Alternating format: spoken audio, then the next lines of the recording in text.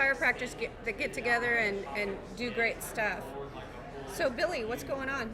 Well, I want to say it's more than just chiropractors too. I mean, I really try to open it up to the general public. My eventual goal, not eventual, my goal is to really get more people involved in this movement to wake up to the realities of what's going on the planet, of which one spoke of as chiropractic. Chiropractic's the most amazing healing art. But there's other things going on the planet that I'm concerned about that I want to address and wake people up to so that we can collectively make a conscious effort to change the direction of our future and the future for our children. So, yeah. And I've been to CalJam 3 years in a row, and it just gets better every year. Yeah. And we love it. Yeah. And then last year, Autism One had a booth because we have our CE program here at Autism One, and Billy was kind enough to let us in. So you're quite a rock star. You're a guitar player. I play guitar. Yeah. And you're very fit. Yep, I'm going to work out after this actually. So. And you're a surfer? Surfer every day, snowboarder, and guitar player, and chiropractor extraordinaire. There you go. Yeah, and I think that's my first love is the chiropractic portion of it.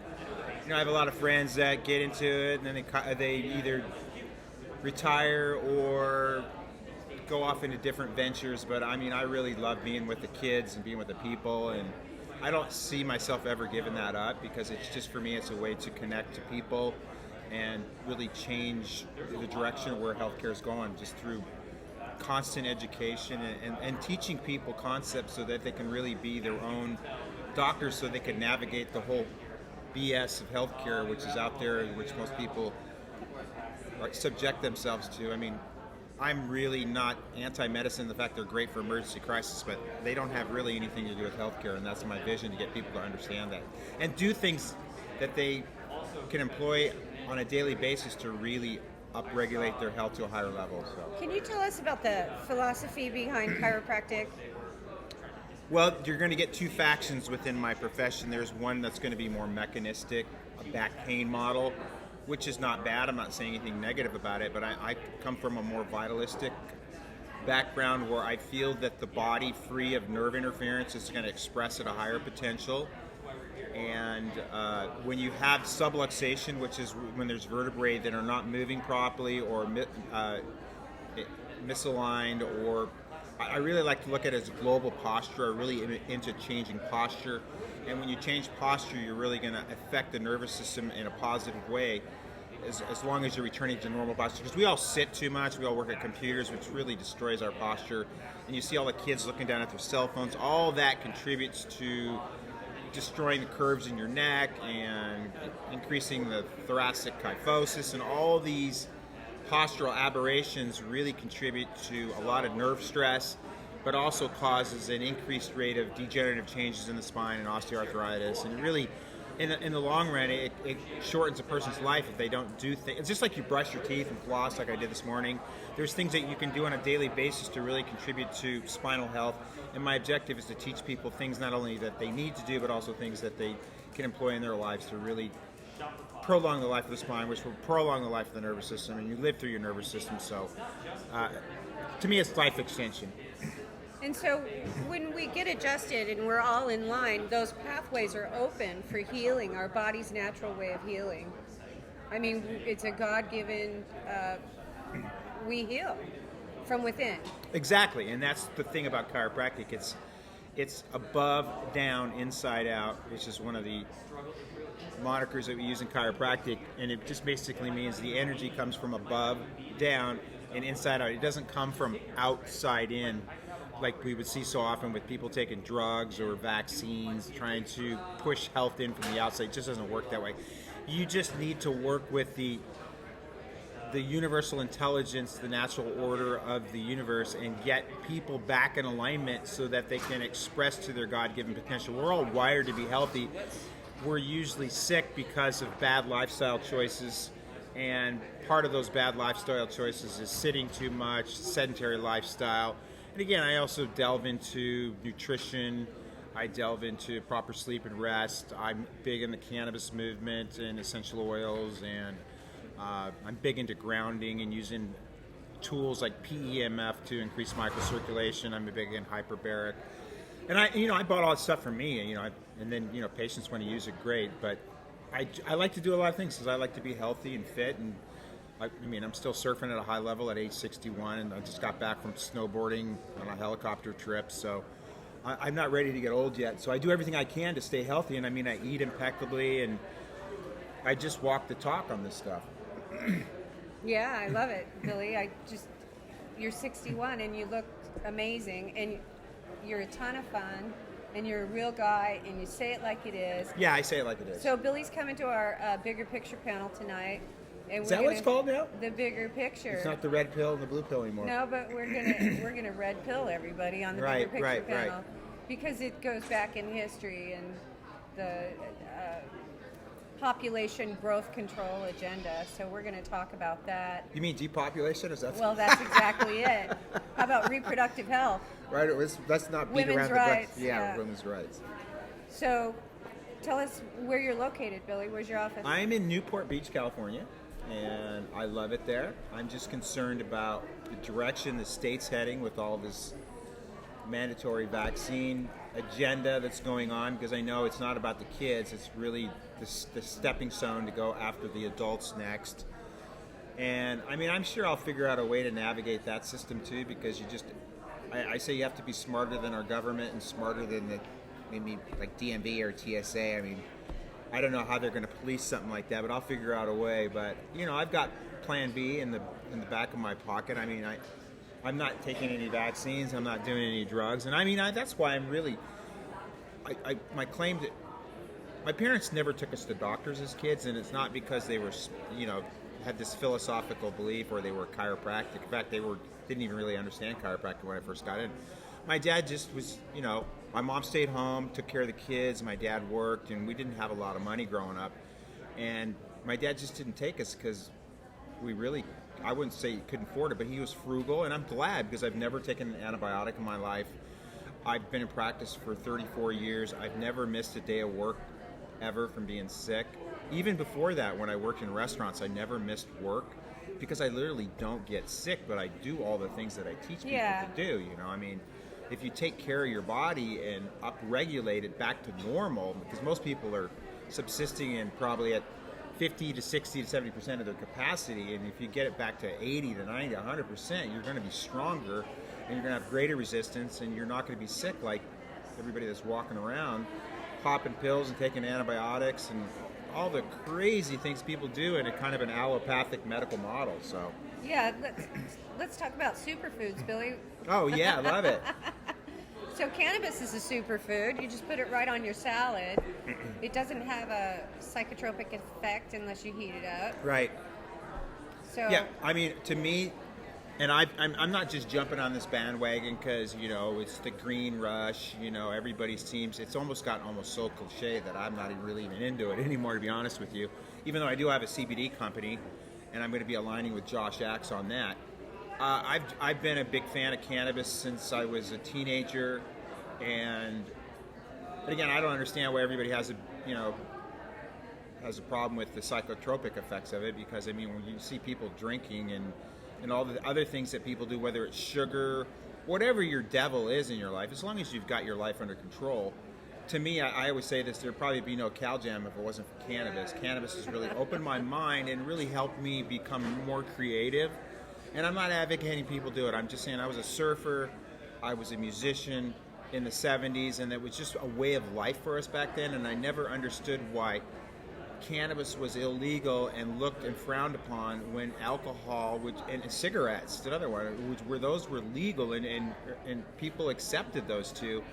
And it all boils back in the days of Prohibition in 1937, that they wanted to eradicate cannabis because it was competition to a lot of major industries, and they did a great job with doing it. And the plant didn't have a voice like chiropractic did, because they tried to get rid of chiropractic too. They tried to contain and eliminate chiropractic, but chiropractic had the voice to fight back, and we won, which surprisingly. Because with the way things are going in the political environment, I'm almost thinking everything in this world is rigged anymore from top down. So, which we're going to talk about tonight. Yeah. So tell us about the kids in your practice that are not vaccinated, compared to the children you see that that are vaccinated. Can you tell us a little bit about that? You know, I just was thinking this last night, and I've thought it a lot. I mean, I have a very niche practice that, number one, I see a lot of kids.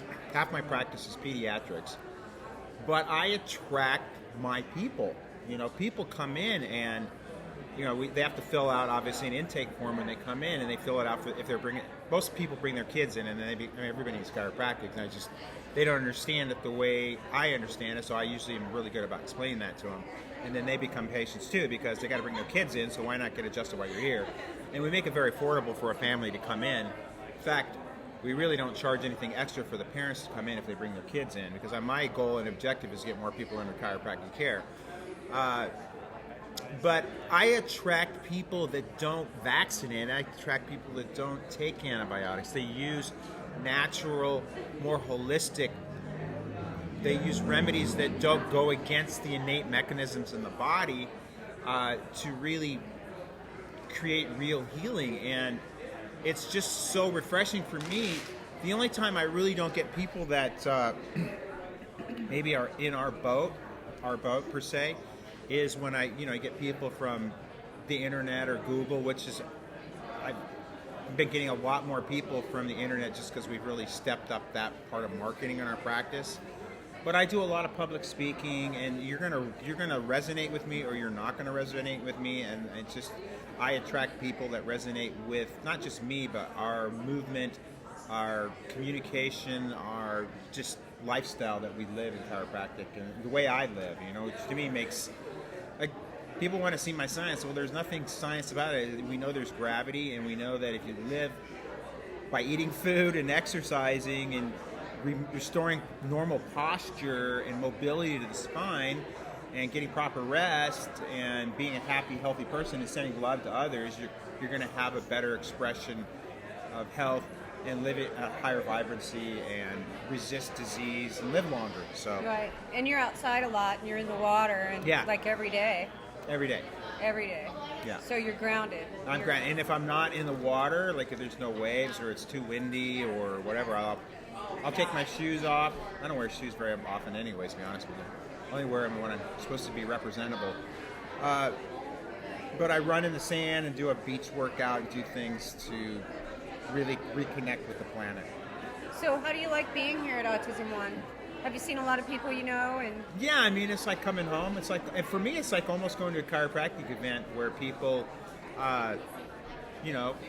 it's, you see people that you know and you love, and there's a lot of hugging and all that's going on. Yeah, so it's awesome. Yeah. I'm so glad to have you, Billy. So tell us more about CalJam. What are the dates? Do you have a website? Of course we have a website. We have, my website at the office in Newport Beach is Demos, DEMOSS, chiropractic. Hopefully we can still spell that, .com. And then the CalJam website is caljam.org. I've also got, I also have a line of cannabis products at the letter N, the number 8, hemp.com. And then I'm also big in water, because water is really the number one way we are being poisoned as a society. So I've stepped up just for my own. I do this stuff for me, Yeah. And then, I find out the best systems, the best way to do things, and then I market it to other people. So we have water systems with drinking water systems, whole house filtration, and also shower filters. Just like today when I was here, you turn the sink water on and all you can smell is chlorine. I don't want to bathe in that stuff, but I have to when I'm on the road. So we have shower filters, and you can find out about those at innatewater.com. And you don't carry a cell phone around? No, I'm an anti-cell phone. I know I have a very addictive personality, so I do not want to entertain the fact of having another addiction in my life. So, and again, it's really kind of it keeps me free. I mean, when I'm not at the office, I'm not at the office, and I spend a lot of time in my office. I mean, not because I'm a workaholic, it's because I literally love what I do, and I love really this movement. We're trying to get information and change the world. And, when I leave, I just want to detach. I don't want to have that leash on all the time. And I just look around. I mean, when I go to the airport, it's just, for me, it's culture shock. And I watch people and I just look how everybody stares down at the phone. I mean, you can look around right now, everybody's on their phone, staring down at some little rectangular screen, and I don't want to be part of that. And I also think that there's nefarious things going on behind that whole agenda with, cancer. And when we roll out the 5G, it's even you're gonna be holding literally a friggin' X-ray machine to your head. So right. So we had you here last year. You're good at this, and you had a great talk. Thank you, Billy. I'm not worried about. I'm not an expert. But I mean, I was kind of concerned about what's going to go on tonight because I'm kind of a person being a Taurus. I like structure and direction. You're a Taurus. Oh yeah, so I don't like flying by the seat of my pants sometimes. So it's like, but you got it under control. Well, I like to be intuitive and just roll with it. Yeah, I'm that way too. In most senses, but not when I'm in front of 1,500 people. Yeah, well, I don't know what I'm going to say tonight, but I'll get a sense when I get there. Yeah, you're doing great right now. But, so. And I do this too because I do podcasts all the time. So it's like. I know. I get tings for you. But last year you were here and you talked, and it was a great talk. So if you went to Autism One Media and searched up Billy DeMoss 2018, you could catch his talk that he did, and I find him very entertaining. He's very warm. He's very real.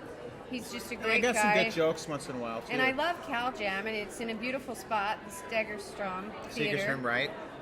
And there's rock and roll in it too. So between the speakers, we have a TED Talk format. So really, we hit major points. Some of the speakers, the bigger speakers, whether it's RFK or like Del Bigtree, or anybody from Alex Jones to Andrew Wakefield. You've had Alex Jones on your stage? You didn't know that? No. And I don't know where he fits in that queue over there, but we'll figure that out. We don't know yet. I don't know. I feel he's on our side. I mean, he's done more for me. There's a lot of people that have really helped me see the light, and he was one of those people. And I was on his show, so he's not going to help me. I mean, I don't know. Because I hear a lot of theories and stuff. So, but I just want to say, CalJam's not only just a great education, health, but we got rock and roll. We have parties, because I think it's also, one of my big mentors, Fred Schofield, said this to me a while ago. I mean, I was always concerned about the direction of the planet, and he goes, Billy, you just need to learn to live for today, and that's what I really kind of try to focus on. Take a deep breath, and then enjoy the people that you're with. I mean, I'm a people person. I mean, I love hanging out with you, and we had a great time last night with everybody. I just like the fact that there's this nucleus of people that gets it and that's enlightened, and it's so refreshing to be around an amazingly, like, we got 3,000 people at CalJam, just a group of people. We're on our own little island, our own little just oasis of just love and celebration, and it's good for us to get together and dance and party. And I don't drink. I don't mean party in a sense where you got to get annihilated. I mean party where you have a good time and dance with your friends. With your people. I'm a coffee guy. And another cool thing about Costa Mesa in January is the weather's really nice. Well, it's going to be February next year. So February, every year it changes. Everybody goes, well, why? I get the dates that the Performing Arts Center gives me. I don't really have a choice because I got a wedge in between Cats. I just went to see Cats. That was great.